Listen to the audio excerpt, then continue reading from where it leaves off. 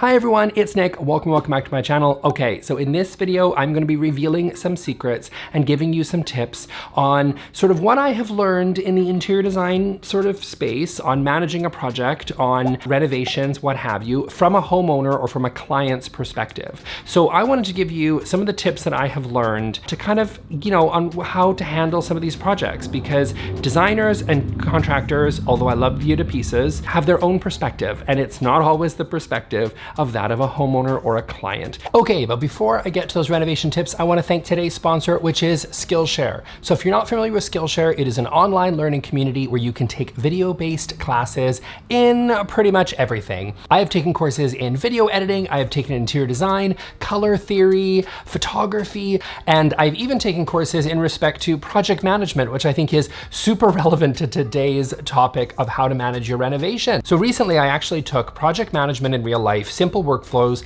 to Achieve Your Goals by Nikki Henderson. It's a breezy course that honestly just flies by and really walks you through some of the basics of project management. Now, I'm not saying you're necessarily going to be a project manager, but in order to manage your renovation projects, having a general idea of some basic project management skills are important, and that's exactly what Skillshare is great for. And I'm happy to say that the first 1,000 subscribers that click on the link in the description will get a 1-month free trial to Skillshare so you can try it out for yourself and you can start exploring your creativity today. So thank you, Skillshare, for sponsoring this video. Now let's get to those renovation tips. Okay, so tip number one, I've structured these as tips, but this is gonna be a bit ranty, so just bear with me. Okay, tip number one, this is the golden rule for like project management or managing your renovation or your new build project, okay? And that is, no one cares about your money more than you do. No one cares about your home more than you do. No one cares about your money more than you do. I have been repeating multiple times. If there's one thing you take away from this, that is my tip. It is the golden rule of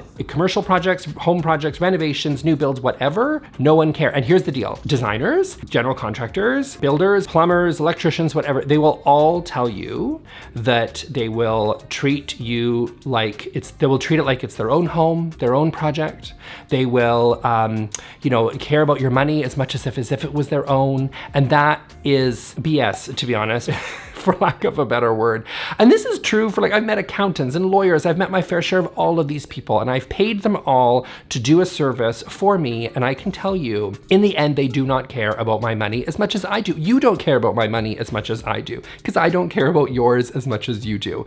That is the golden rule, and that is the guiding principle for the rest of this video. So keep that in the back of your mind or in the front of your mind throughout the rest of this video. Okay, second tip. Remember, your role is that you are the owner of the project, not necessarily the manager of the project, but you are the owner of the project. That means that even though you might pay a general contractor or a builder or a designer or whatever to manage the project for you, which is amazing, and they're very good at that, that's great, you're still the owner of the project. Which again, if you see rule number one, the golden rule, no one cares about your money like you do. In the end, the buck stops at you. You need to know the timeline. You need to know when stuff's going in. You need to know if stuff has gone to the city. You need to know if you've got your building permit ready to go. You need to know when someone is going to be on site. I'm not saying micromanage people. I'm saying you need a general idea on how the project is moving, and you need to have your project manager consistently report to you on how the project is moving forward. Don't say oh, well, they're the expert, so they must have it put together. No, they may not. And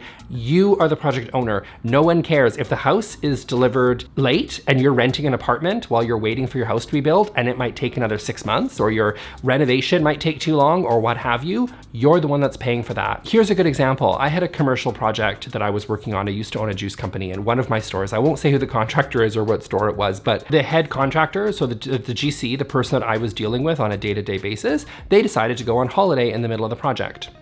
Fine. They left the project in charge to their business partner, I'm gonna say, someone else that works. I don't know, because I never met this person, because spoiler, nothing happened for 3 weeks. So I trusted the fact that the contractor was going to delegate responsibility while they were on vacation. That was incorrect. Nothing moved forward. It didn't happen. Remember, this is a commercial project, which means I was paying $10,000 a month in rent while I was waiting for this project to be finished. In hindsight, what should I have done differently? I should have made sure that I knew exactly who was going to be in there, when it was going to happen, and I was going to meet the person that was going to be taking over, make sure I have all their information, and have the key list of deliverables that were going to happen for that 3 weeks while they were gone. You're the owner of the project. In the end, it all comes down to you, because at the end, when this is done, whether it's a renovation, whether it's a new build, whether it's commercial or residential, what have you, the designers, the contractors, the plumbers, the electricians, the drywall people, whoever, they leave and they move on to another project. It's your budget, it's your money, it's your home, it's your business. You have to live there, you have to own it. Again, I know I feel pretty ranty right now, but I just need you to understand that this project is your project in the end, and don't let anybody tell you otherwise, because they may try to convince you to park you in the corner because the experienced adults in the room are figuring out what to do. And I'm telling you, you need to assert yourself and get involved in the project. Okay, so tip number 3 on how to manage a renovation or a new build project, whatever you're working on, is to be flexible. So changes will happen on site, right? I can tell you right now, I've worked on different projects, I've talked to people that have worked on many projects, and changes always happen. Everybody always knows that once you're actually there, you might go, ooh, that's not quite right. Ooh, can we make that change? If it's a significant change, you'll do what's called a change order. So you'll submit an order, your builder will send you something, or your GC, and they'll say, do you want to make this change? If so, sign off on this so that we can make this change, because it's a change to the original scope of work that they've been assigned, okay? And if it's a big significant change, that's fine. They usually mean you owe them more money. But if there's small things that don't work out, right? Like if they were like, oh, well, this little thing didn't quite work. You know, we thought we could get this in, but it actually doesn't make sense, or this has been delayed by a couple of weeks, is that can be a big deal. I encourage you, if you have a great relationship with your contractor, to be a little bit flexible with some of the small things. And the reason I say that, because I've been in this position many times, the reason you want to be somewhat flexible is because they will hopefully be flexible with you in turn, because most of the changes that will happen on site are going to benefit you and not necessarily them. So if you're really strict with them in saying like, you have to deliver this exact thing, this is unacceptable, whatever, they will in turn be strict with you, and it will usually not work in your favor. So there's usually many, many times when at the end of a project, you'll go, ooh, I actually don't love that color. Can I change that color to navy blue? And they'll be like, do you want that person to go, here's a change order, you owe us money to switch out the color of the paint? And hopefully the contractor will jump in and go, yeah, that's no problem, we'll swap out the color. So these changes that will happen will usually be to your benefit. So I just encourage you that if there's small little things along the way, be reasonable. And the more of a great relationship you have and the more reasonable you are, the better it's gonna be. Okay, tip number 4 for you is to really assert yourself in the project and make sure that you always feel comfortable with every step of the way. Sometimes I find that in the case of this sort of industry that we're in, it's very relationship based, right? Oftentimes designers or contractors, they will use the same vendors over and over and over again on multiple projects. And the reason for that is because they know the product, they know the line, they feel comfortable, and they know that you're going to be happy with it over the long term. So sometimes it can feel a little bit like you're an outsider looking in on your own project. It can feel like the designer and the contractors and the different vendors, they all know each other, because they do. Because remember, to the vendor, they want to really make the designer and the contractor happy. When you say like a flooring vendor, a contractor represents multiple projects. A designer can work with them over multiple projects. That can be, you know, tens of thousands or hundreds of thousands of dollars worth of business for them to make that person happy. Well, you are just one renovation. You might do a renovation every 10 years or one new build. So making you happy isn't necessarily their top priority. So sometimes that can be frustrating because you feel like an outsider looking in on your own project. It's your project, you're paying for the show, it's your house, it's your budget. So my advice here is to make sure to assert yourself. If something doesn't feel comfortable, if you want to see samples, if you want to sort of revisit the project a little bit more and working with your designer or with your contractor to really just understand every step of the way, that is your right. That is something that you should do. I really encourage you to get involved. I also will give you this tip, which is that your designers or your contractors, oftentimes because they work with the same vendor, that's not always the cheapest vendor for you to work with. So I found this in my last project. I was referred to a tile shop and I went and it was great and they had beautiful stuff, but really what I wanted was a plain matte white subway tile. That was for my bathroom. So I ended up sourcing a matte white subway tile for crazy cheap, like way cheaper than I would have had I gone to the usual sort of fancy, expensive tile shop. So your designer or your contractor might refer you to sort of their chosen vendors, and that's fine, but you might be able to save a little bit of money if you shop around,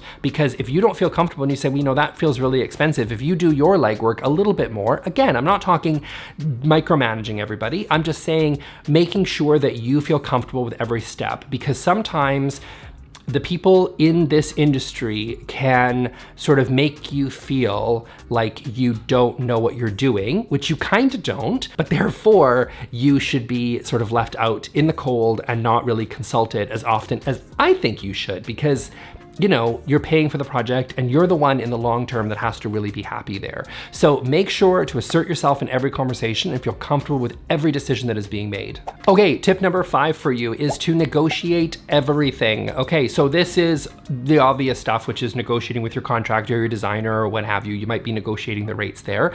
That makes sense. But also what a lot of people might not understand is what's very, very common in this industry is a trade discount. So what a trade discount is it is a discount that people earn when you sort of work in the industry. But what some people also don't really realize is that sometimes actually built into your contract that your contractor or your designer will mark up their own trade discount. So that means that they will buy from from a tile shop, and then they will charge a markup on their designer discount or their trade discount, and you will then pay that price. So oftentimes you will still save money. That's not necessarily a problem. That's sort of built in and kind of understood, as standard in the industry. And that might seem a little bit strange if you are a homeowner and you didn't realize that was the case, but you are still often paying a markup that is money that is going into your contractor's pocket or your designer's pocket because they get that trade discount from the retailer or from the vendor, or whatever the case may be.